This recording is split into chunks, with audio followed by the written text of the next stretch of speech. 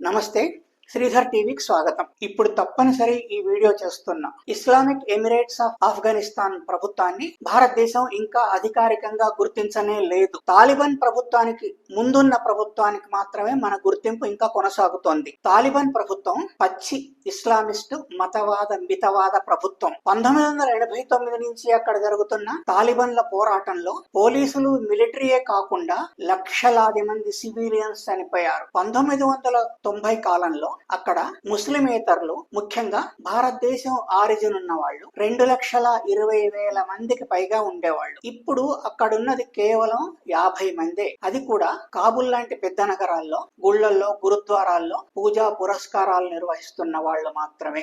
రెండో ప్రపంచ యుద్ధానికన్నా ముందు నాజీ జర్మనీలో యూదుల పైన ఒక నిబంధన పెట్టారు. యూదులు తప్పనిసరిగా తమ యూదులమని తెలుసుకునేటట్టుగా వాళ్ళ దుస్తుల పైన, ఇంటి పైన గుర్తులు పెట్టుకోవాలి అని. అట్లాగే తాలిబాన్లు కూడా ముస్లిములు కాని వారంతా కూడా, అంటే హిందువులు, సిక్కులు, జైనులు, బౌద్ధులు, క్రిస్టియన్స్, ఇతర మతాల వాళ్ళు తప్పనిసరిగా వాళ్ళ దుస్తుల పైన పసుపు రంగు ప్యాచ్ పెట్టుకోవాలని, వాళ్ళ ఇళ్ల పైన, వ్యాపార సంస్థల పైన పసుపు రంగు జెండా ఎగిరేయాలని, అట్లయితే వాళ్ళు ముస్లిమేతరులు అని సులభంగా గుర్తించవచ్చు అని కఠినమైన నిబంధన విధించారు. అంతర్జాతీయ ఒత్తిడుల మూలంగా ఆ నిబంధనను ఇప్పుడు వాళ్ళు పాటించట్లేదు, కానీ ఆ నిబంధన అట్లాగే కొనసాగుతుంది వాళ్ళ చట్టాల్లో. ముస్లిమేతరుల ఆస్తులను తాలిబాన్ ప్రభుత్వం చాలా వరకు జప్తు చేసింది. లేకుంటే అక్కడి అల్లరి మూకలు కానీ, తాలిబాన్లు కానీ వాటిని లాగేసుకున్నారు. అట్లా లాగేసుకుంటే అడిగిన నాథుడే లేడు. ఒసామా బిన్ లాడెన్ కు ఆశ్రయం ఇచ్చింది ఆఫ్ఘనిస్తాన్ లో తాలిబాన్ ప్రభుత్వమే. తాలిబాన్ల పాలన కొనసాగుతున్నప్పుడు ఆఫ్ఘనిస్తాన్ టెర్రరిస్టులకు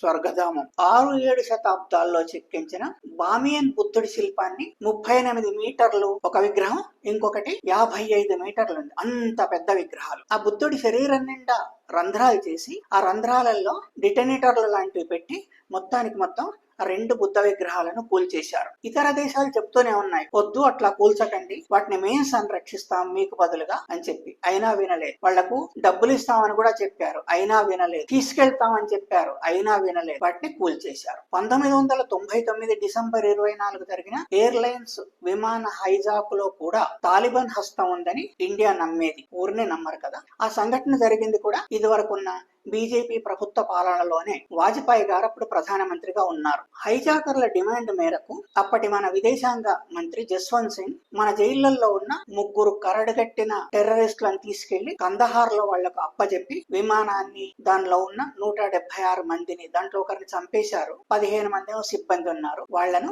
విడిపించుకొని తీసుకొచ్చారు. దాంట్లో ఒక టెర్రరిస్టే ముంబైలోని తాజ్ హోటల్ పైన జరిగిన దాడికి సూత్రధారి. ఆఫ్ఘనిస్తాన్ లో ఆడవాళ్లకు అస్సలు విలువ లేదు. ఐక్యరాజ్య సమితి చెప్పిన దాని ప్రకారం అక్కడ ఆడవాళ్లు దుర్భరమైన పరిస్థితులను అనుభవిస్తున్నారు, వాళ్లకు చెప్పుకోవడానికి కూడా దిక్కు లేదు, అడిగే నాదుడే లేడు అని చెప్పింది. అక్కడున్న 1 కోటి మంది ఆడపిల్లల్లో కేవలం 2 లక్షల మంది బడులకు వెళ్తున్నారు. అది కూడా 6వ తరగతి వరకే చదువుకోవాలి. ఆ పైన బాలికలు చదువుకోవడానికి అస్సలు కుదరదు. ఎవరైనా చదువుకోవాలంటే దొంగచాటుగా, ప్రభుత్వానికి తెలియకుండా, తాలిబాన్లకు తెలియకుండా చాటుమాటుగా చదువుకోవాలి. అట్లా ఎవరు చదువుకోగలరు? ఎంతమంది చదువుకోగలరు? అట్లా చదువుకున్నారన్న విషయం తెలిసినా కూడా ప్రమాదమే. ఆఫ్ఘనిస్తాన్ లో 90% మంది దారిద్ర్య రేఖకు దిగువగా ఉన్నారు. వాళ్ళు కఠోరమైన పేదరికాన్ని అనుభవిస్తున్నారు. పిల్లలు పౌష్టికాహార లోపంతో సతమతమవుతున్నారు. పిల్లలలో మరణాల సంఖ్య కూడా పెరిగే ప్రమాదం ఏర్పడింది. మతం, టెర్రరిజం ఈ రెండే అక్కడి పరిపాలన సాగిస్తున్నాయి. తాలిబాన్లు లేని ఆఫ్ఘనిస్తాన్ కు మొదట్లో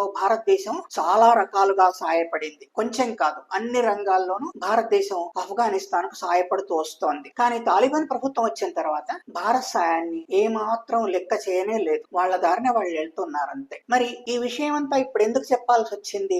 అమీర్ ఖాన్ మత్తకి అని ఆఫ్ఘనిస్తాన్ విదేశాంగ శాఖ మంత్రి వారం రోజుల పర్యటన కోసం భారతదేశం వచ్చారు. ఆయనకు భారత ప్రభుత్వం పర్యాలు ఇస్తోంది. ఎన్నో ఒప్పందాలు కూడా చేసుకుంది. తీసుకెళ్లి తాజ్ మహల్ లాంటి ప్రదేశాలను కూడా సగౌరవంగా చూపెడుతోంది. మత్తకి చాలా చిన్నప్పుడే మిలిటెంట్లలో కలిశాడు. 1989లో సోవియట్ యూనియన్ ఆయనకు తాలిబన్లకు జరుగుతున్న పోరులో భాగస్వామి. చాలా చిన్నవాడు, అప్పటి నుంచి టెర్రరిస్టులతోని అంటే మిలిటెంట్లతోని తాలిబన్ల వైపు ఉన్నాడు. ఆయన చదివిందంతా కూడా ఇస్లామిక్ విద్యనే, అంటే మదర్సాల్లోనే చదివారు. కొన్ని రోజులు పాకిస్తాన్ లో తలదాచుకుంది వాళ్ళ కుటుంబం. పాకిస్తాన్ లో కూడా కొన్ని రోజులు ఆయన చదువుకున్నారు. ఆయన కొన్ని రోజులు విద్యామంత్రిగా కూడా ఉన్నాడు. ప్రోపగండా అధిపతిగా కూడా పనిచేశాడు. మరి సంపూర్ణంగా తాలిబన్లను వ్యతిరేకిస్తున్న మన కేంద్ర ప్రభుత్వం ఒక్కసారిగా ఆఫ్ఘనిస్తాన్ ను అక్కున చేర్చుకోవడం ఎందుకట్లా చేర్చుకోవాల్సి వచ్చింది? మద్దకి వస్తే ఆయనకు సకల సదుపాయాలు కలగజేసి ఆతిథ్యం ఇవ్వాల్సిన అవసరం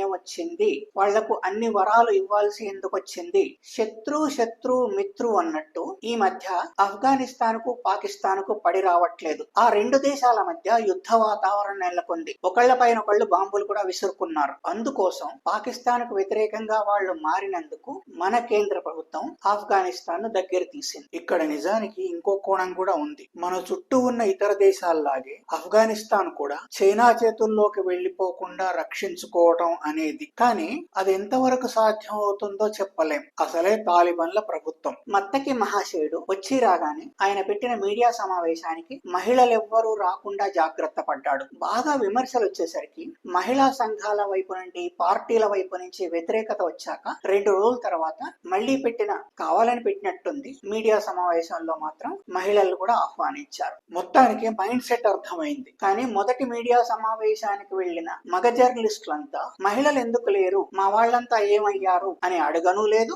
మహిళలు రాకుంటే, మహిళా జర్నలిస్టులను రానివ్వకుంటే మేము రాము అని ఒక్కరు కూడా బైకాట్ చేసి బయటికి రాలేదు. వారి తత్వం ఏమిటో బోధపడదు. ఈ వీడియో సాంతం చూసినందుకు ధన్యవాదాలు. మన ఈ ఛానల్ తప్పనిసరిగా సబ్స్క్రైబ్ చేయండి, లైక్ పెట్టడం మర్చిపోవద్దు. అట్లాగే మీ అభిప్రాయాన్ని కూడా నిర్మోహమాటంగా రాయండి. మరోసారి ధన్యవాదాలు.